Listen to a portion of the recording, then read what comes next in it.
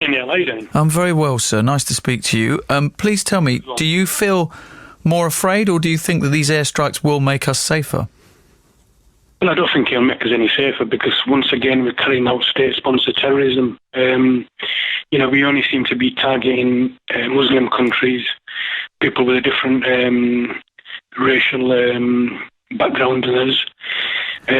Sorry, you mean Muslims in Daesh who are willing to kill Muslims, who are willing to kill Yazidis, who are willing to kill Christians, who are behead people? I mean, shouldn't we be getting rid of these people, Imran? After all, they're giving Islam a bad name. You should hate these people.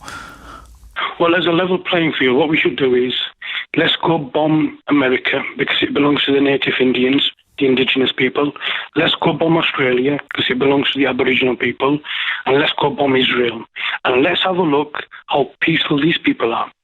Let's compare and contrast, because that's what you call a level playing field. You don't know what terrorism is. You haven't got a clue.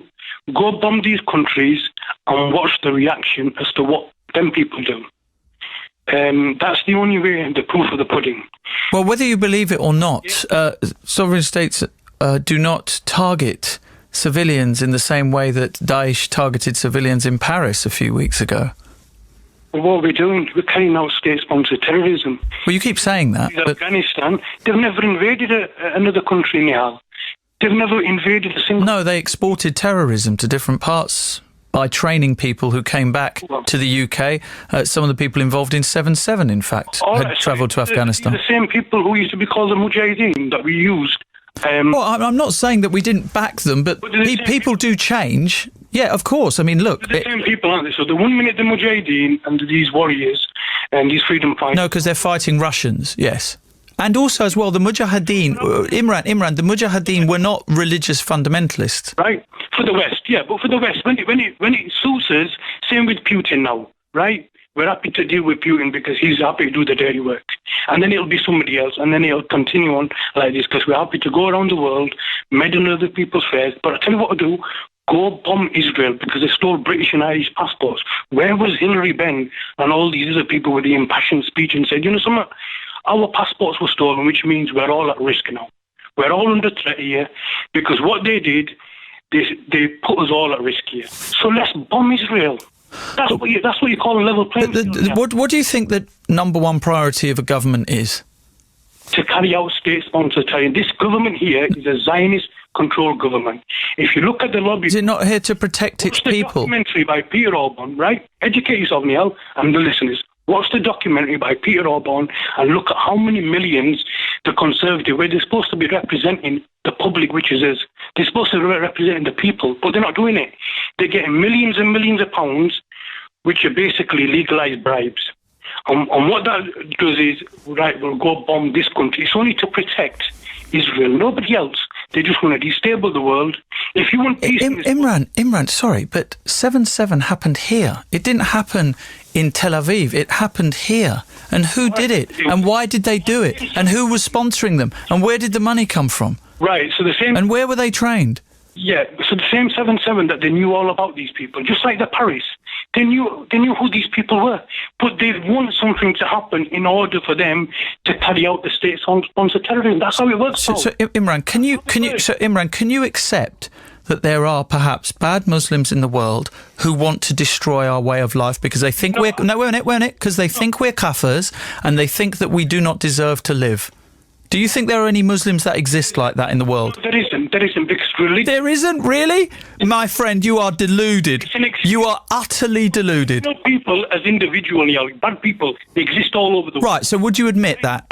No, bad human beings, nothing to do with religion. Nothing to do with religion. Well, they use religion. They use religion to back up their hate. They're criminals. They can use whatever they want. They can use... Well, the fact is they are using religion, but you can either accept that or not, just like there are bad Buddhists in Burma who are being horrible to Muslims. There are bad Hindus. There are bad Sikhs. There are bad everything. You have to accept... Those great religions promote violence. None of them do. But in order for the Zionist media and the propaganda, that's what you got to do.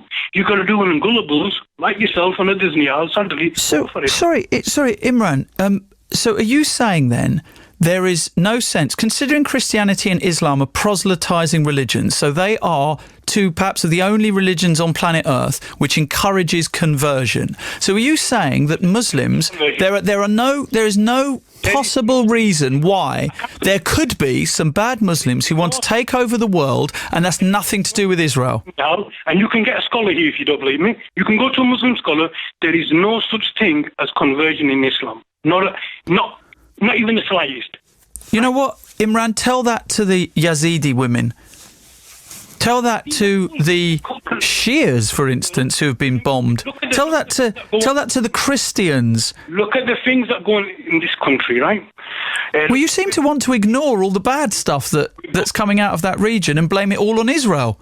Is there Imran, is there anything bad happening in the world at the moment that is not the fault of Israel? The NHS, all these things, but they've got money to go bomb around the world and carry out state-sponsored terrorism. Imran. Also austerity, but it's amazing, isn't it? We've got all the money for Trident to go around the world and to bomb human beings. Imran, is there currently anything bad going on in the world that is not the fault of Israel? They call it collateral damage. Yeah, they call it collateral damage because they don't care. We're just statistics. But if it was your kids or people of your immediate family around you, right, then you'd realise... Imran, there are more Muslims are being killed by other Muslims. Yeah. Are you not figuring this out? Assad has killed more Muslims than Daesh has. If it affected your family and you strongly believe in the values of this country, then I'll say to you, fair enough. Because human life... it's just a big game to them. You've seen him there yesterday. They were just laughing. They were laughing in there. I didn't see that much laughing going on, to be fair. But okay, Imran, you made your point. You've made your point clear. You didn't frankly have the balls to put country before party.